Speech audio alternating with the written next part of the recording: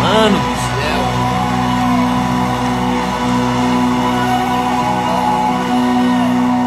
Bom dia, bom dia, bom dia, bom dia. Sejam todos muito bem-vindos, pessoal.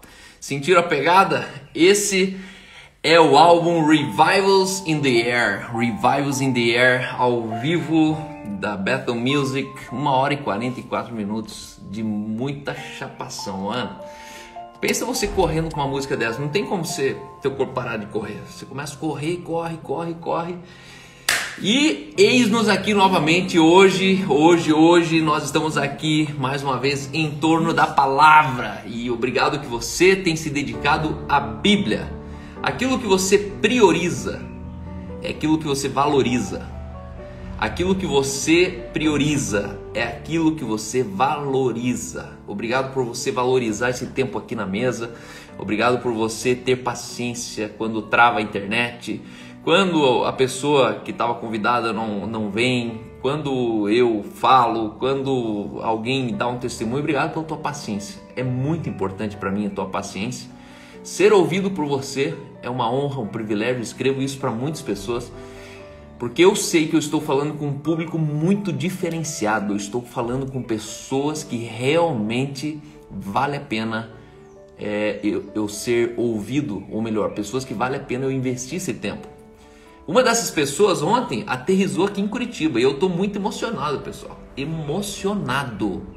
Pensa um cara de 50 e poucos anos que a vida inteira a esposa dele, o filho dele, os amigos dele nunca conseguiram fazer ele embarcar no avião, pra nada, nem para férias, nem para negócio. E por conta dessa live, por conta de uma relação, por conta de uma paixão que eles têm pelo reino de Deus, esse cara entrou no avião de Porto Alegre e veio para cá, aterrissou ontem e falou: Cal, a gente quer maratonar, a gente quer conhecer o Lidera, a gente quer conhecer o Marvels, a gente quer conhecer a Mini Fazenda, a gente quer conhecer o Arno, a gente quer conhecer a 316, a gente quer conhecer Vitmarsum, o Bible College, enfim. E aí eu fui descobrir que esse cara, essa família, há 8 anos atrás, eu estava pregando em um lugar remoto, para mim era remoto, porque eu fui convidado pelo Cris Batiston para acompanhar uma maratona de ministrações no Carnaval em 2012, 2011, se eu não me engano, 2009, algum tempo assim. E aí eu fui convidado para ir junto como um capelão dentro do ônibus, onde a gente orava de manhã já antes do café, já no hotel, já dava uma devocional para os caras, pilhava os caras, porque afinal você sabe que 4 dias de ministrações, os caras eles faziam 12, 15 agendas em 4 dias, assim, era uma coisa bem surreal. E a gente dentro daquele ônibus, eu me lembro de uma eventualidade onde a gente foi parar numa escola, tinha umas 400 pessoas dentro. Eu preguei, deu um maior reboliço, pensa no chabu. O pastor que levou os filhos do homem lá quase foi convidado a sair fora da igreja, quase rachou a igreja, enfim. Inclusive um cara ali teve um acidente fatal, indo para casa com a namorada, a noiva, ele bateu num animal, numa vaca, num cavalo e morreu na hora. E de lá para cá a gente só lembra disso. E ontem eu tô aqui na minha garagem, servindo um bolinho, tomando um café com uma família que diz assim, ó: nós te conhecemos naquele dia. Desde lá, nós te acompanhamos na sua viagem, no seu sabático, na fundação da INC, quando a INC estava lá em cima, quando a INC caiu lá embaixo, a gente viu o Bible College nascer. Eles lembram da visão do Bible College, eles lembram das primeiras promoções que a gente fez, propondo que o Bible College não é mais hoje, mas existia sim ali um outro sonho, uma visão. E eles falavam: não, a gente lembra, nosso filho era adolescente, e aí o filho do lado com 20 anos falando: cara, eu quase vim para o Bible College esse ano e eu fiquei emocionado. E eles falaram assim: esse é o poder dessa igreja online. Essa igreja online trouxe a gente aqui na sua casa, né? 800 quilômetros de distância. E a gente ali conversando como se a gente já se conhecesse há 200 anos. E eu fiquei muito emocionado. Fiquei emocionado de saber que por onde a gente passa, os frutos eles permanecem. Os frutos são de verdade. E já naquele tempo já era um outro cal, né? Era um diamante bruto que ninguém poliu, né? Naquela época eu não era polido. Essa era a diferença. Eu já era diamante, provavelmente. Minha mensagem já tinha muito a ver com o que eu faço hoje. Só a diferença é que eu não era polido, né? E a vida vai polindo a gente. E eu fiquei... Tá dando uma travadinha, né? Mas a gente não tinha coragem de encarar. A gente não tinha coragem de falar o que realmente deveria ser falado. Então é isso aí. O Colbert veio aí. É impressionante. Eu vejo a diferença de meninos com homens, né? A nossa confraria aqui, ela custa R$ 35 por sexta-feira. Só que tem uma condição: você só pode se associar ao nosso clube de homens se você pagar R$ 175, ou seja, você faz a tua inscrição hoje, só que você garante 5 eventos por 5 meses, ou seja, a gente já tem previsibilidade. E aí eu tenho amigos próximos aqui que eles falam assim: Cal, desculpa, mas é que eu não sei se eu vou poder ir, se eu não vou poder ir, tem sexta que eu posso, tem sexta que eu não vou. Eu fico olhando aqueles caras assim, eu falo: cara, você acha que R$ 175 é grandes dinheiro? Você acha mesmo que é muito dinheiro? Aí eu olho um Dutra da vida, que o cara sai de avião, pega Airbnb, traz a esposa, traz o filho, e o cara se matriculou, se inscreveu há duas sextas-feiras passadas, 2 meses atrás, sabendo que ele só ia participar em um, e ele não está nem aí se vai participar em um. E o fato é que a gente tem que voltar a ter noção do que realmente importa, o que vale na vida. Sabe, a gente coloca preço nas coisas que tem preço e quer precificar as coisas que têm valor. Uma coisa que tem valor não tem preço. Tua saúde não tem preço, a fidelidade da sua esposa não tem preço, a comunhão não tem preço, a paz na tua cabeça não tem preço, a paciência que você tem com teu filho não tem preço, você não compra. Nem que você tivesse todo o dinheiro da vida, você não compra. Então, para de colocar preço aonde algo é valoroso. Para de achar caro, para de achar que você não tem dinheiro, para de achar que está muito longe. Só que entenda, e eu falava com um amigo hoje ainda, eu falei: cara, a diferença de homem e menino é que o homem não faz conta para saber o que tem que ser feito. O homem vai lá e faz por quê? Porque ele entende que tem que ser feito. E o que não tem que ser feito, mesmo tendo dinheiro, não deveria estar fazendo. Então eu fico honrado, eu estou emocionado hoje. Estou emocionado. Aqui inclusive o Jean aqui, tá vindo de Itajaí de novo. O cara pagou, vem de Itajaí, roda 300 quilômetros e volta para casa.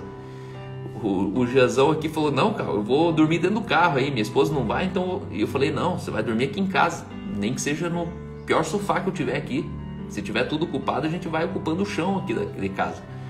Mas o fato é que, de fato, nós precisamos priorizar aquilo que realmente importa, né? Nós estamos literalmente fazendo métodos preventivos contra divórcio, métodos preventivos contra filhos que vão ser disfuncionais. É melhor, é muito melhor você investir na prevenção do que financiar o prejuízo. Então tudo que é preventivo não meça esforço. Um plano de saúde pode custar muito caro enquanto você não precisa dele. A partir do dia que você precisa dele, você vai descobrir que estava tudo barato e que você pagaria tudo retroativo se precisasse. Mas daí é tarde, né? Cuidado com a mentalidade de minhoca. Sua cabecinha de formiga, expanda ela. Economize naquilo que você que é passageiro. Economize naquilo que realmente... Comer num restaurante chique, pagar isso, pagar aquilo, economize nisso, mas não economize naquilo que é preventivo para o teu futuro, tá bom? Então, deixa eu já adicionar aqui meu irmão, meu amigo. Vocês lembram que segunda-feira a gente começou aqui na expectativa de receber, e ele teve uma noite muito longa e descansou bem e tá tudo bem. Eu agradeço que ele está aqui de volta comigo, meu amigo, meu irmão, um dos Fala. poucos caras que me valoriza na alegria e na tristeza, um cara que tem coragem de tirar foto comigo, e é um cara que Muito bom. realmente me inspira muito. O Juan, um pai exemplar, marido exemplar, um pastor exemplar. Sou inspirado pela tua vida e hoje ele está novamente com a gente aqui, trazendo para a gente uma palavra fresquinha, sem agrotóxico. Então, com vocês, E aí, Juan. Caldites? Caldites, muito bom estar aqui. Sempre é bom, né? Eu tô com saudades, a gente tá se vendo mais de live do que presencialmente, né? E eu sei que o teu valor é muito mais do que a live, né? Você é uma das pessoas que eu falo, né? A live é incrível, extraordinária, mas o Cal, sem a live, é um cara mais. Tem muito mais poder do que na própria live, né? Mas, enfim, eu tô com a internet, eu não sei se minha internet vai suportar, porque ela tá um pouco com dificuldade aqui onde eu tô, né? E falar nisso, Cal, eu tô pra mudar de casa já. Não sei se tá travando a internet aí, como que tá? Tá, a voz tá chegando. Acho que tá travando, né? Tá travando a internet? O áudio dá para ouvir, mas a imagem ainda dá umas travadinhas. Não entendi. A internet tá travando? Como que tá aí? O áudio tá chegando, só o áudio. Tá, A imagem tá, tá beleza. travando. Deixa Tá melhor? Agora travou. Travou? Vai falando aí que Travou aí ou não? talvez agora melhorou. Tá ouvindo, agora tá legal. Tá, vamos. Tá, beleza, vamos lá. Então, muito bom a gente estar aqui, né? Eu pensei em a gente falar sobre liderança, né? A gente tem falado bastante de algumas ministrações, biblicamente, mas eu estou pensando em a gente falar um pouco de liderança hoje, uma liderança que se constrói, né? E usar a performance de Moisés, né? Moisés, para quem não sabe, existem três religiões que falam dele, né? O cristianismo, o judaísmo e o islamismo, né? Dos caras que realmente construíram influência em todas as esferas da religião antiga e a nova, como do cristianismo, que é a partir de Cristo, né? E eu tenho uma mensagem que eu ia falar ela hoje, mas eu pensei em falar mais sobre liderança. E a mensagem que eu tenho, Cal, é avisar que Moisés morreu, sabe? As pessoas pensam que ele ainda está vivo, né? E é interessante que Moisés morreu e ele é autor da lei, né? E aí vem a conexão dele e a próxima geração, que é Josué, que significa Joshua, né? Jesus, né? Que vem a mentalidade da graça. Olha que interessante que os textos estão sempre já apontando para a transição de um velho para o novo, né? Então, já no Antigo Testamento a gente já fez, ei, Moisés morreu. Não queira ressuscitar Moisés, não, né? Mas enfim, a mensagem não vai ser sobre isso, apesar de ser uma mensagem poderosa para a gente ministrar, até para o Cal ministrar na igreja no cinema aí no domingo. Mas eu queria falar sobre liderança. E liderança de Moisés, ele faz três ciclos, né? Ele passa por o ciclo do Egito, o ciclo de Midian, 40 anos no Egito, 40 anos em Midian, mas também 40 anos no deserto, né? É interessante que ele começa a ter sucesso depois de 80 anos, né? Ou seja, 40 anos lá no Egito, 40 anos em Midian, criando fundamento para depois ele despontar a liderança dele dos últimos 40 anos da tua vida no deserto. Eu quero ler um texto que fala muito sobre isso, o primeiro ponto, né? Atos 7, do 20 ao 22, diz assim: Naquele tempo nasceu Moisés, que era um menino extraordinário, e por 3 meses ele foi criado na casa de seu pai. Quando foi abandonado, a filha de Faraó o tomou e o criou com seu próprio filho. Moisés foi educado com toda a sabedoria do Egito e veio ser poderoso em palavra e em obra. É interessante porque esse texto já fala que ele era um menino extraordinário, um líder que se constrói, ele vem com uma plataforma que já no seu DNA existe um menino extraordinário. Depois ele foi educado com a sabedoria do Egito e agora eu me assusto porque muitos de nós que nos conhecemos a Cristo, que entendemos essa visão de reino, abandona a sabedoria do Egito e fica só na sabedoria bíblica. E eu não estou querendo ser contra a sabedoria bíblica, ela é importante, ela é poderosa. A sabedoria do céu é diferente da terra, mas existem esferas da sociedade que você só vai entrar se você tiver a sabedoria do Egito.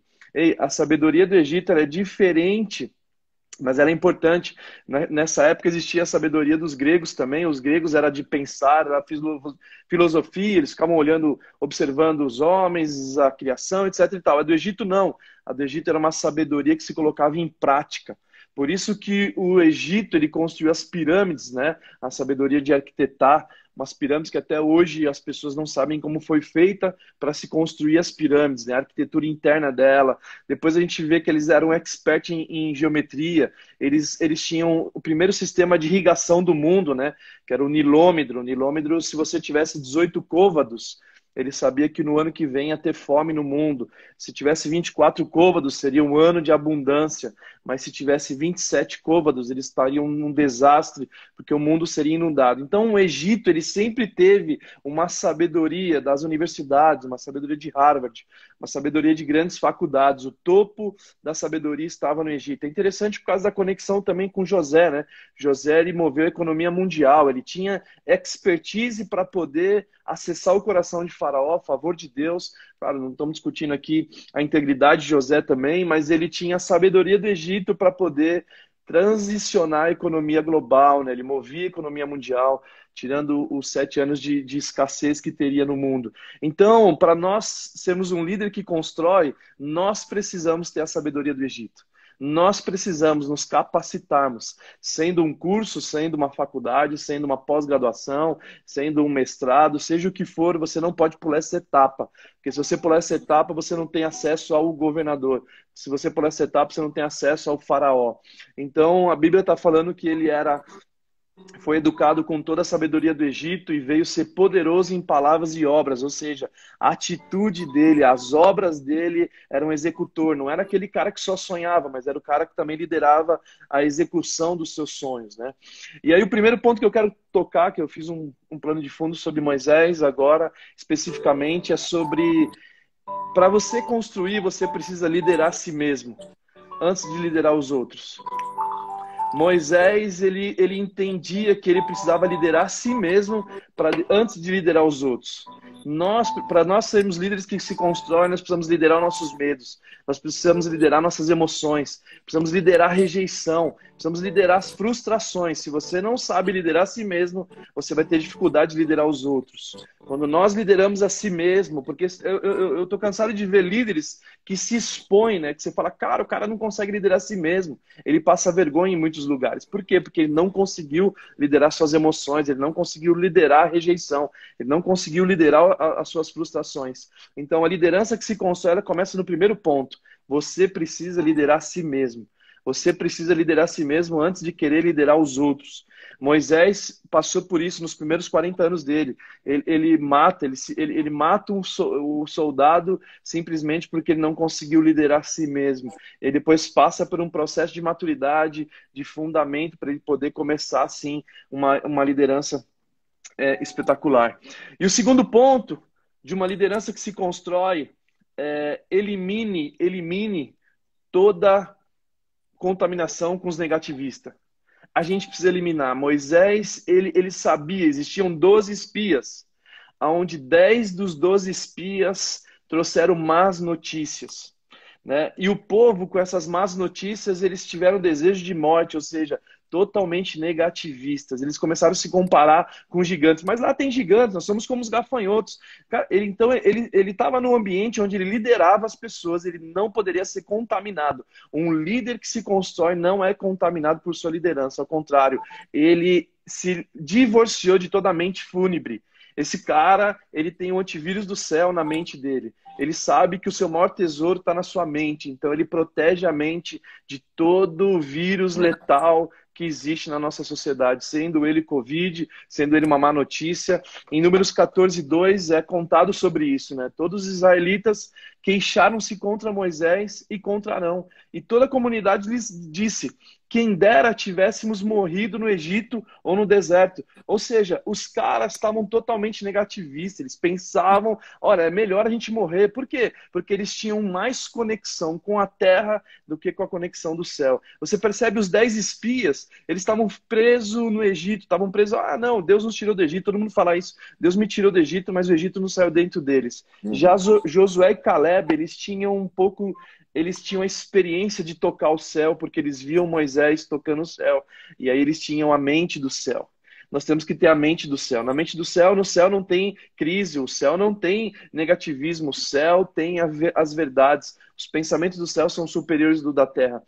Amém. Eu não sei se você sabe, Cal, mas a profissão mais antiga do mundo é os espias, né? Os espias era uma profissão riquíssima naquele momento.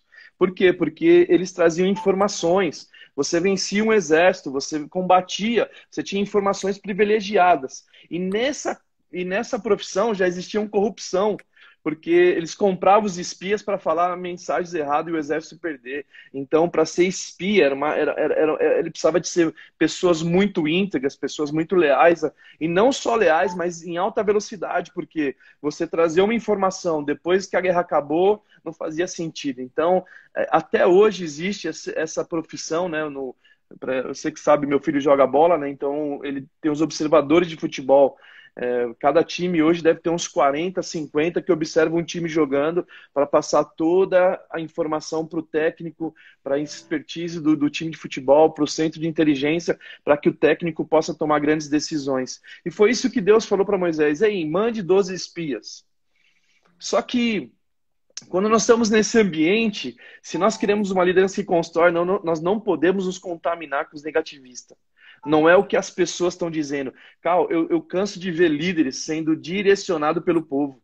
E líderes não pode ser direcionado pelo povo. Líder não pode ser amigo do povo. Líder não pode ser queridinho do povo. Líder tem que ser amigo de Deus. Ele precisa falar o que Deus está falando. Ele não pode, não, mas eu vou agradar. Não. Pode até ser que você não agrade.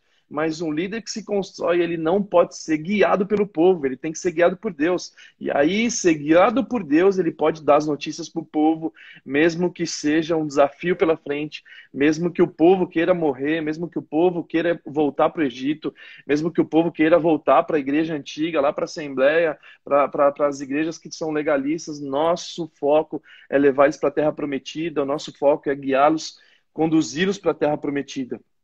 O terceiro ponto da liderança que se constrói é: nunca centralize a sua gestão.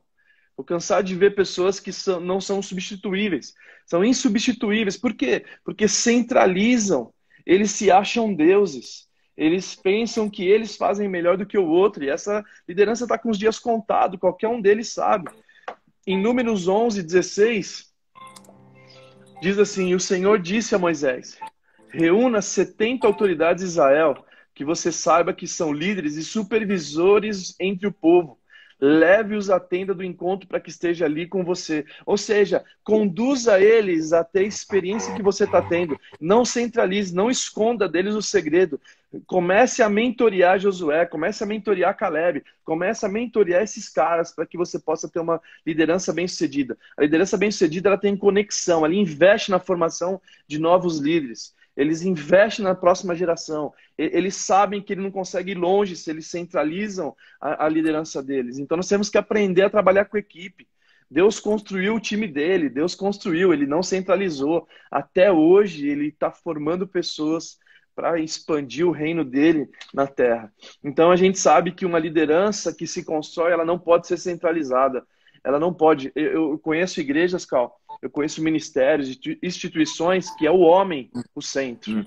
É o homem o centro do púlpito, é o homem o centro do palco. E quando esse homem passa por grandes problemas, a instituição falha, a instituição fecha, porque ninguém pode se tornar um Deus. Então, uma liderança que se constrói baseado no que eu vejo de Moisés é uma liderança que não centraliza, uma liderança que confia no que Deus está fazendo.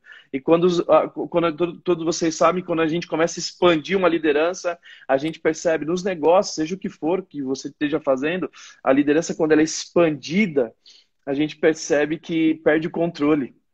E quando perde o controle, você percebe quem é o líder desse negócio, quem é o líder da tua empresa. Quem é o líder da igreja? Você começa a falar assim, cara, eu perdi o controle, né? Eu costumo falar que eu gosto de falar com homens muito multimilionários, onde ele perdeu o controle das riquezas dele, porque esses caras estão de fácil acesso para se construir. A gente está fazendo alguns projetos aqui na cidade com esses caras, porque quando você conhece pessoas que têm sua riqueza, mas a riqueza é limitada, o cara tem dificuldade porque ele é preso àquilo. Mas quando ele perde o controle do seu dinheiro, quando ele perde o controle de investir, cara, você consegue trazer bons projetos, o cara acredita, ele investe.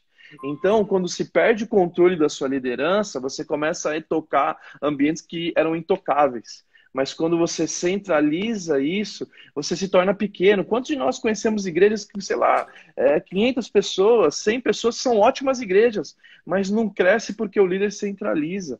Empresas que... Gente, eu conheço empresas aqui que são espetaculares. Você vai lá, você come, você toma um cafezinho, você vai almoçar. Que prato incrível! Mas por que essa empresa não cresce? Porque o líder centraliza.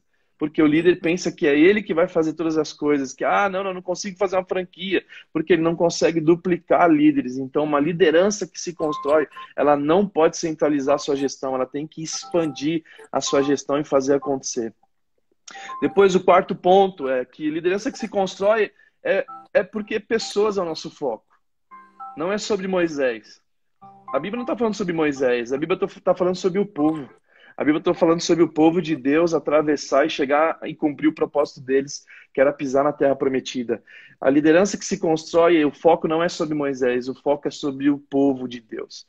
É sobre as pessoas. E Moisés descobriu isso em Êxodo 3, versículo 1, que diz assim: Moisés pastoreava o rebanho do seu sogro Jetro, que era sacerdote midian. Um dia levou o rebanho para o outro lado do deserto, chegou a Horebe, ao monte de Deus. Olha que interessante, Moisés, ele pastoreava o rebanho do seu sogro. Ele pastoreava as ovelhas. Deus usou a faculdade das ovelhas para que Moisés pudesse ter expertise para guiar as ovelhas de Deus a atravessar o deserto e pisar na terra prometida. Então, quando o nosso foco é as pessoas, faz significado, faz sentido. Quando nós olhamos para Salomão, a sabedoria não estava sobre Salomão, a sabedoria estava sobre o povo através de Salomão. Não era sobre José do Egito, era sobre o mundo, era sobre a humanidade inteira que precisava de um líder que iria saciar a fome deles, que iria conduzir eles ao impacto global de uma economia globalizada. Então não é sobre José, não é sobre Moisés, não é sobre Caldites, é sobre uma nação que precisa ser pastoreada, é sobre pessoas que precisam ser alcançadas. Pessoas é o nosso foco. Se nós queremos ser líderes que constroem, nós precisamos entender que não é sobre o Juan, sobre a Keila, sobre a Aline, sobre o Cal. É sobre as pessoas que precisam chegar, atravessar o deserto e chegar no Monte Horebe. Olha que bizarro esse texto. Ó. Um dia levou o rebanho para o outro lado do deserto. Era a mesma coisa. Deus já estava falando assim, ei, é o que você vai fazer com as pessoas. Você vai levar eles ao deserto, para eles atravessar o Monte Horebe, o monte de Deus. Então, Moisés começou ali o trabalho de ser aperfeiçoado para guiar o povo de Deus. Deus já estava mostrando para ele assim, ei, vai ser assim o futuro. Então, uma liderança que se constrói, não é o foco, não é o líder, o foco são as pessoas. O meu foco não é o Juan ser conhecido, o meu foco é as pessoas ser conhecidas por Deus, é as pessoas também conhecerem a Deus. Então esse é o nosso foco, uma liderança que se constrói, o foco precisa estar nas pessoas. Presta atenção, Carl, eu estou cansado de ver profissionais, né? O cara chega para mim e fala assim, Juan, ora pelo meu consultório médico, ora pelo meu consultório de dentista, olha para minha empresa que eu sou nutricionista. Ei, não é sobre você ser nutricionista, não é sobre você ser médico. É você entender que você é um discípulo de Jesus disfarçado de médico. É você entender que você é um discípulo de Jesus disfarçado de dentista. Eu nunca me esqueço, o Brian, quando ele tinha 13 anos, ele foi jogar no Chile, no campeonato lá do Chile. Ele tinha 13 anos, ele estava na concentração do quarto do hotel. Eu não podia ver ele por conta dessa concentração. E antes do jogo eu podia ver ele 5, 6 minutinhos. E aí quando eu falava assim, Brian, como tem sido lá no quarto do hotel a concentração? Ele falou, pai, tem sido incrível, porque você sabe, eu sou um discípulo de Jesus disfarçado de jogador de futebol. Então, quando nós entendemos que antes da nossa profissão existe a nossa identidade de discípulos de Jesus disfarçado de algo, a gente começa a tocar pessoas.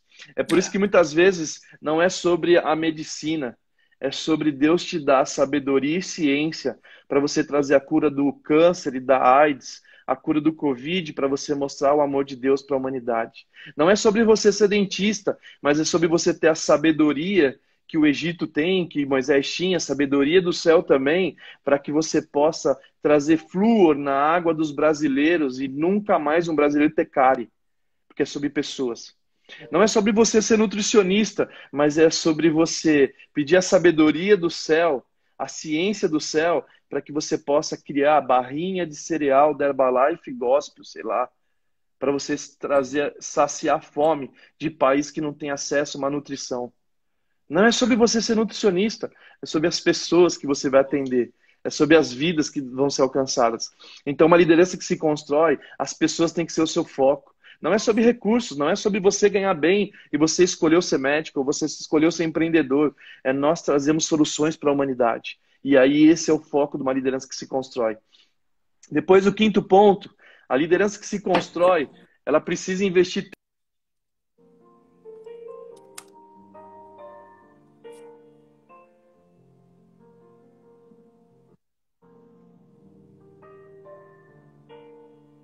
No ponto aqui não Deu, é o secreto da deu uma religião. travadinha. Deu uma travadinha? Voltou aí?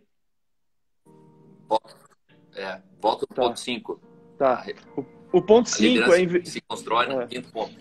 a liderança que se constrói é investir tempo no secreto. E não é o secreto estipulado pela religião, onde você já criou o hábito disso. Não, não, não, não. É o secreto sem a religião. É o secreto onde você não está na escala. É o secreto que você não vai ter que cumprir uma tarefa lá. Não, não, não, não. O secreto que você escolhe ver aquele Deus que está em secreto. É a meditação que você faz espontânea. É um relacionamento que você faz sem marcar horário. E é interessante porque olha o Salmo 91. Eu estou falando de Moisés aqui. Moisés, ele escreve Salmo 91. E quando ele escreve o Salmo 91, que muitas casas têm, né? Olha como começa o texto dizendo assim: aquele que habita no abrigo do Altíssimo. Ele não está falando de entrar no secreto, ele está dizendo que ele habita lá já.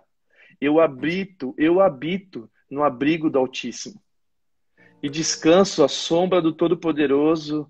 Quem pode dizer o Senhor, tu és o meu refúgio, a minha fortaleza, o meu Deus a quem confio. Ei, Moisés, ele não entrava no secreto, ele habitava lá. Ei, aquele que habita no esconderijo do Altíssimo. Aquele que habita no secreto do Altíssimo. Aquele que habita, ele consegue reconhecer que Deus é o refúgio dele, a minha fortaleza, o meu Deus a quem confio. Sabe, eu costumo dizer, Cal, que a liderança nossa nunca vai mais longe do que o secreto. A liderança nossa, ela precisa ser munida por o abrigo que nós habitamos. Porque nós colocamos para fora aquilo que nós habitamos, aquilo que está dentro do nosso coração, a gente fala. Porque a boca fala do que o coração está cheio. Então, essa é a verdade. Então, eu habito ali, então eu estou dentro desse ambiente. Eu não estou falando de teologia agora, não estou dizendo eu estou dizendo de um simples relacionamento com Deus, de nós habitarmos nele. Eu sei que ele que habita em nós, mas eu não estou discutindo isso agora, estou dizendo aquele que habita no abrigo do Altíssimo e descansa sob a sombra do Todo-Poderoso. Ele pode dizer ao Senhor, tu és o meu refúgio, a minha fortaleza, o meu Deus em quem eu confio.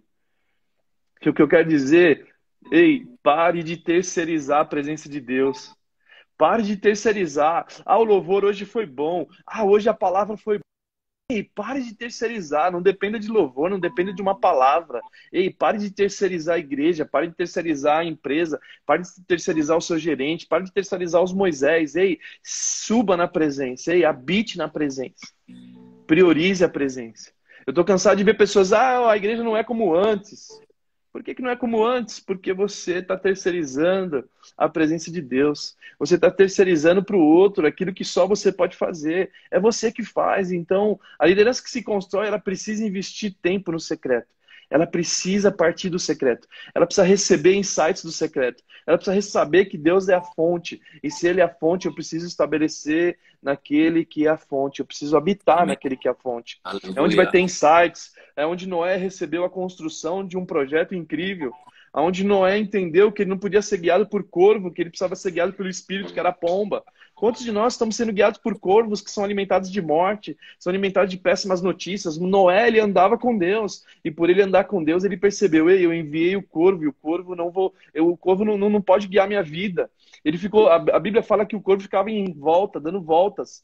E aí ele envia a pomba, e a pomba é o Espírito Santo de Deus, e o ramo de oliveira, quando volta a segunda vez, que é guiado pelo Jesus, e aí sim ele é conduzido. Seja conduzido pelo GPS do Espírito Santo, seja conduzido por aquele que habita no esconderijo do Altíssimo, seja Amém. conduzido por Jesus, seja conduzido de forma cristocêntrica. E o último ponto para a gente encerrar. Uma liderança que se constrói, mantém a chama acesa. A liderança que se constrói, mantém a chama acesa. Em Deuteronômios 34, olha que bizarro esse texto. Deuteronômios 34, 7 fala dos últimos 40 anos, fala dos 120 anos que Moisés viveu. E olha o que a Bíblia diz. Moisés tinha 120 anos de idade quando morreu. Todavia, nem os seus olhos, nem o seu vigor tinha se enfraquecido. Uau! Uma liderança que se constrói mantém a chama acesa. Nem os olhos, nem o seu vigor tinha enfraquecido. O cara estava cheio de vigor, o cara estava empolgado, o cara morreu empolgado. O cara fala assim, cara, os meus olhos têm vigor. Eu não estou enfraquecido, eu consigo ver, eu posso ver, eu estou com vigor, eu estou empolgado, eu tenho expectativa, eu sei que vai ser. Eu sei, ei, Josué, você vai chegar onde eu não cheguei. Ei, Caleb, avance. Ei, povo, vai, atravessa, entende? Eu cheguei até aqui, eu estou com 120 anos. Talvez eu não vou conseguir chegar onde vocês vão chegar, mas o meu desejo é que vocês vá além. Eu tô cheio de expectativa. Vocês vão ir onde eu não cheguei. O meu teto aqui vai ser o chão para vocês. Então, uma liderança que se constrói, ele mantém a chama acesa até os últimos dias da sua vida. Uma liderança que se constrói, pouco importa a sua idade, você está empolgado.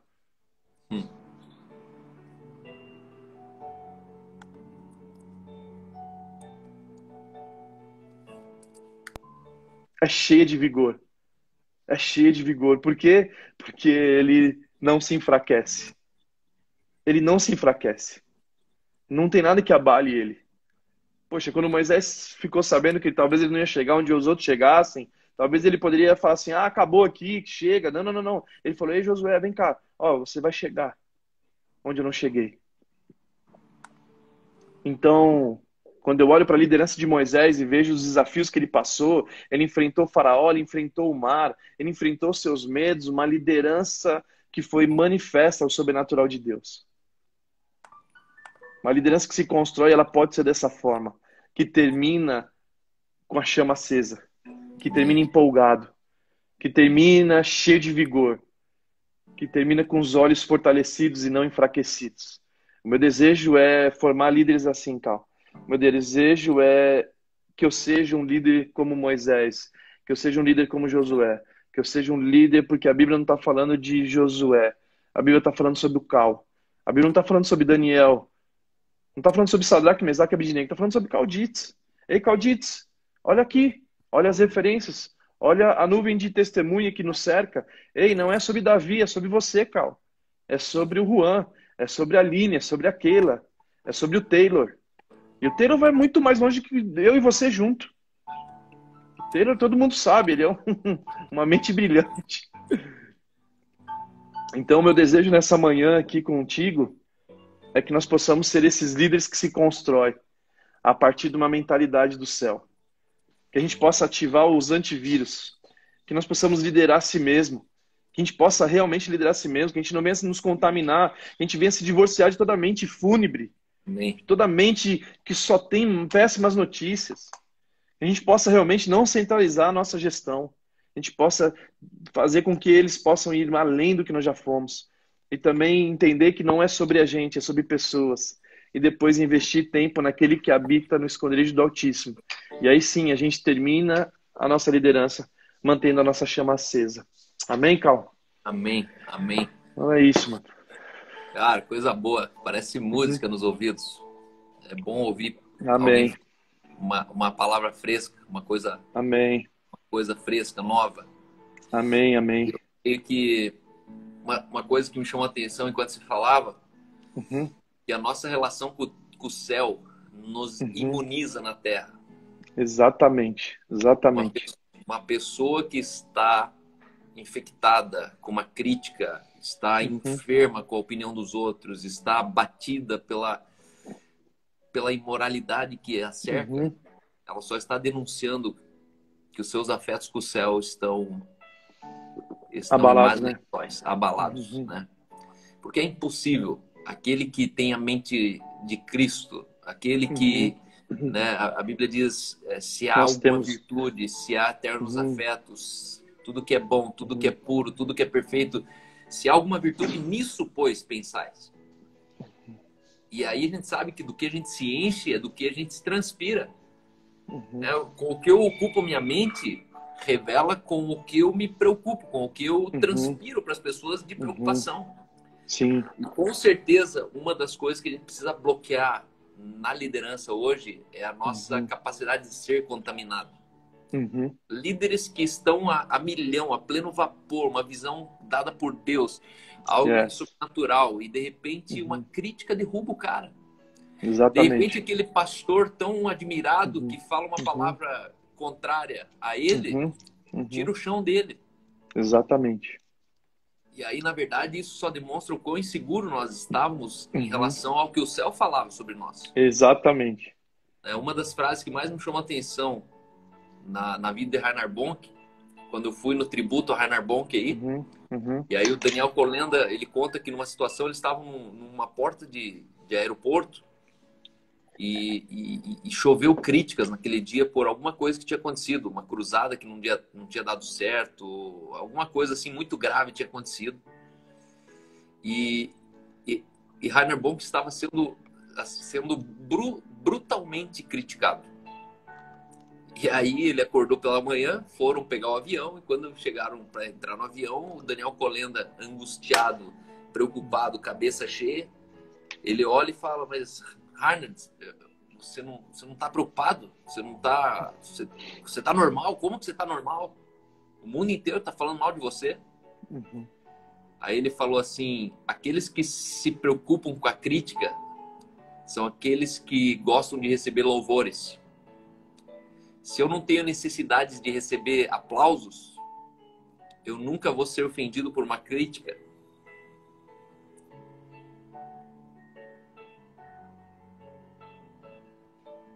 E aqui eu percebo, deu uma travadinha ali, provavelmente vai voltar. Tomara que não saiu. E aqui eu percebo claramente que a nossa relação com a crítica denuncia o nosso flerte com o louvor. Denuncia o nosso apego aos louvores e aplausos que a gente está pedindo na vida. Uma pessoa que tem problema com crítica, ela tem crise de identidade.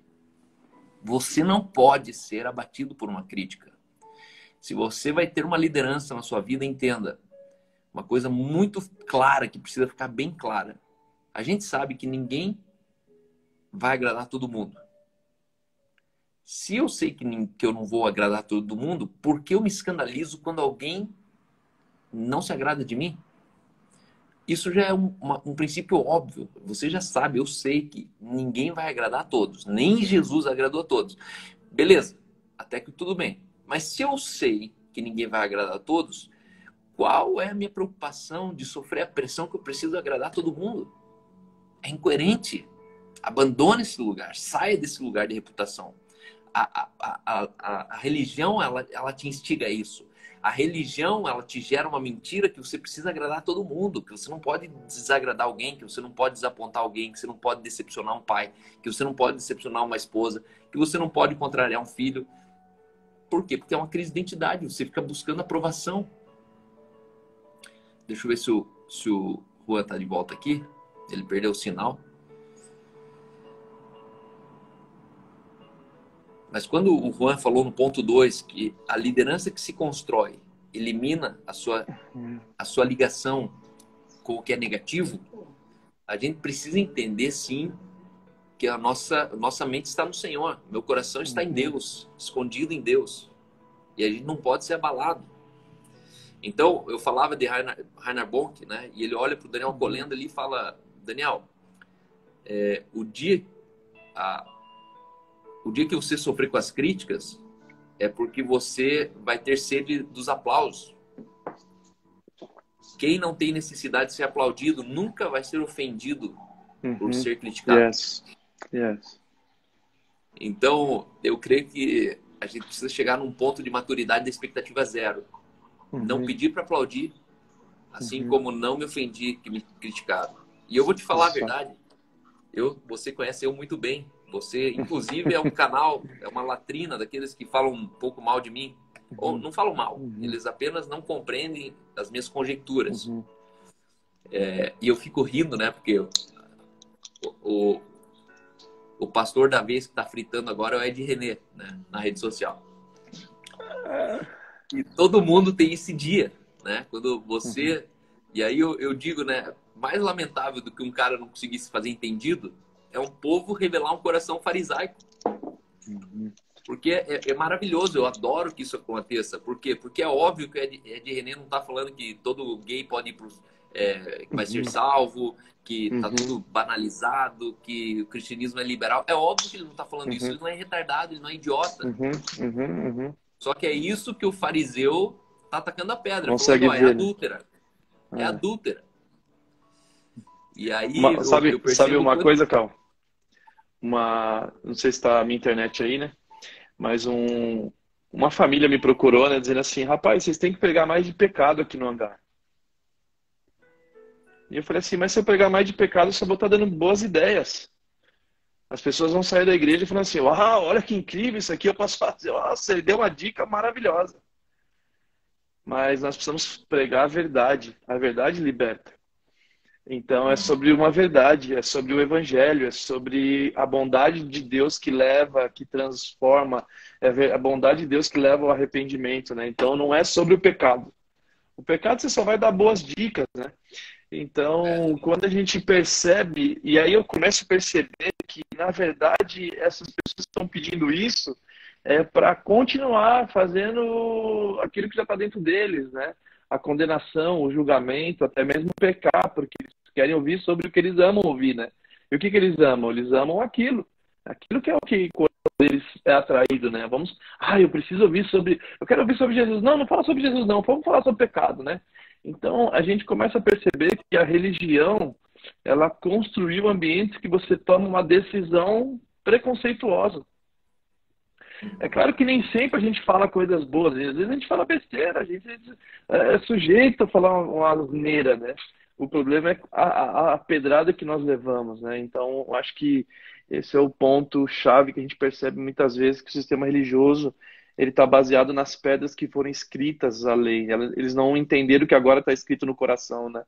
Então a gente exato. continua querendo apedrejar aquele que Jesus não apedrejou, né? E aí Jesus vai e Exato. não apedreja, podendo apedrejar. Você fala, cara, mas ele podia apedrejar aquela mulher e não apedrejou, cara. Ele podia apedrejar ela, mas não apedrejou.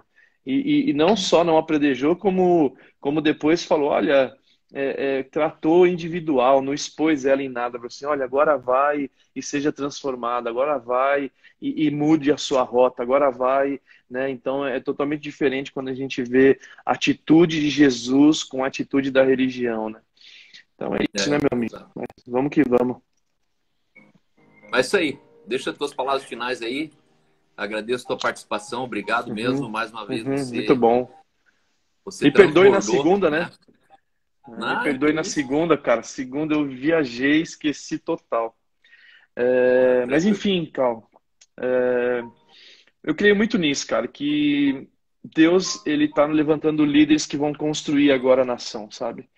A gente passou por um momento de isolamento, um momento que a gente percebeu que alguns ajustes foram feitos e agora está na hora de nós sairmos dessa arca, né? Sairmos desse isolamento para reconstruirmos nação, né? Reconstruímos esperança, reconstruímos realidades, reconstruímos empreendedorismo. Agora é a hora de fazer a diferença, agora é a hora de a gente tomar decisões que vão impactar 10 anos, que a gente vai estar lá em 2030 e olhar e falar assim, cara, lembra o que nós passamos em 2020, aquela decisão que nós tomamos, aquele posicionamento de nós que somos construtores para reconstruir a nação e aquilo fez a gente chegar onde nós estamos chegando. Essa é a minha expectativa, Cal. A gente olhar que o mundo mudou e que em 2030 a gente vai olhar e falar assim, cara, olha o que aconteceu, olha o que nós fizemos, aquela decisão, aquela escolha que nós fizemos nos tornou reconstrutores de uma nação, reconstrutores de uma Amém. cidade, reconstrutores de uma Amém. igreja, reconstrutores de um bairro. Então eu creio que isso é uma Aleluia. janela de oportunidade que nós estamos vivendo agora e eu creio muito nisso e vamos para cima, vamos reconstruir a partir da mentalidade do céu. Nós já temos a mente de Cristo, né? Nós não vamos ter, nós já temos a mente dele, então que a gente possa realmente ter esses insights que ele já está falando para a gente trazer impacto nessa reconstrução desse novo, né? Então é isso. Últimas Amém. palavras. Amém, meu irmão. Obrigado mais uma vez. Abraço em Amém. casa. Amém. Deus E não vejo para abençoe. conhecer teu novo ninho. Parabéns, É isso irmão. Você aí. merece. Vai ser Tá massa. bom? Vai ser massa te Beijão. receber, mano. Massa demais. Beijo. Até mais. Valeu. Tchau. Esse é o Juan, pessoal. Pensa um amigo. Um amigo. No meio desse mundarado da gospel, pensa num cara que foi uma agulha no palheiro. Eu nunca vou esquecer que ele saiu de Holanda ou Portugal, algum lugar ali perto, para ir até a Alemanha, passar uma tarde comigo e com a Aline. Me constrangeu muito. Saiu de Luxemburgo, na verdade, e foi até a Alemanha passar uma tarde com a gente. E foi muito especial. Estamos indo ao fim, vai cair a live aqui. Alguém perguntou, Moisés escreveu o Salmo 21? Há indícios que foi Moisés. Não se sabe quem escreveu o Salmo 21, mas pelos escritos, da maneira de ter colocado ali, tudo indica que ele é um potencial autor do Salmo 91. Deus abençoe vocês. Um líder pode entrar em crise, um cansaço. Se ele entrou em crise, um cansaço, provavelmente ele fez o que não deveria ser. Ele não foi criado para ser. Eu costumo dizer o seguinte, meu fardo é leve, meu jugo é suave. A Bíblia diz isso, e tudo que passa disso é a vida tentando te transformar num burro de carga. Tudo que te oprime, o que não é suave e o fardo que não é leve, não é o teu fardo. Jesus falou, meu jugo é suave, meu fardo é leve. Se a liderança na sua vida está te oprimindo, se você está angustiado, comece a soltar a carga. Não carregue mais a carga. E para finalizar aqui, eu quero reforçar as palavras do Juan, que ele diz um líder com problemas de rejeição. Na verdade, minha conclusão em cima do que ele falou, um líder com problemas de rejeição sempre vai ser liderado pelas pessoas ou pelas circunstâncias e nunca vai conseguir liderar nem a si mesmo. O que é rejeição? Rejeição é a tua necessidade de aprovação. Enquanto você precisar ser aprovado por algo, por alguém, isso vai te liderar. As pessoas que você está buscando o aplauso, elas vão liderar você. A circunstância que você sonha um dia chegar, ela vai liderar você. Não tem como você ser um líder chegando aonde Deus te criou para chegar, se você não curar a rejeição dentro de você. O que é rejeição? É todo estado que você tem dificuldade de ser rejeitado. Você sofre pela rejeição. Ou seja, para você não é natural que alguém te rejeite e fale, não quero que você participe. E você olha e fala, tudo bem, sem problema. Não quero mais fazer parte da sua casa. Não, tudo bem, não tem problema. Você precisa ser curado da rejeição para que você não tenha a necessidade que ninguém te afirme naquilo que você já sabe que deveria estar fazendo. Muitos de nós estamos esperando alguém falar algo, aplaudir algo, para daí a gente se sentir em paz dentro daquilo que a gente fez. Mas entenda, se você está fazendo o que você nasceu para fazer, doa quem doer. Aplaude quem aplaudir, tanto faz. Então continue firme naquilo que você foi criado para fazer. Deus abençoe vocês. Amanhã, estou aqui com o meu pastor Arno, a voz da experiência.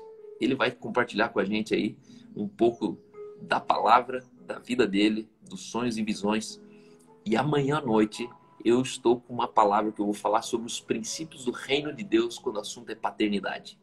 As pessoas, elas pregam paternidade sempre lembrando que você precisa de um pai falido. Esse é o modelo falido. A religião vai falar, paternidade é o governo de Deus, então você precisa de paternidade. Não. O governo de Deus da paternidade revela a sua paternidade. Não mostra o quanto você precisa de um pai, mas revela o quanto você nasceu para ser um pai. Todos nós, homens, macho, você nasceu para ser pai. Você nasceu para gerar. Você nasceu para ser alfa dentro da criação. Entenda, assim como uma criança saiu de dentro de uma mãe, toda mulher saiu de dentro de um homem. Toda mulher saiu de dentro de um homem.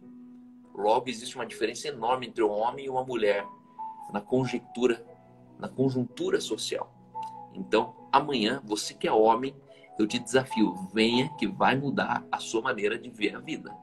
Vai mudar toda a sua maneira de pensar família. Vai mudar a sua relação com a sua esposa. Deus tem sido generoso com a gente. Então, conto com vocês lá, hoje à noite, falando sobre segurança ou sabotagem. A insegurança dos líderes que levam eles ao fracasso. Tá bom? Se você não segue a gente ainda no Telegram, é só procurar Caldice no Telegram. Você vai cair dentro de um grupo que uma vez por mês, uma vez por semana, eu coloco algum conteúdo mais exclusivo ali, tá bom? Deus abençoe vocês. Obrigado por compartilhar essas lives. Obrigado por você colocar insights. Obrigado por você colocar conclusões tuas pessoais.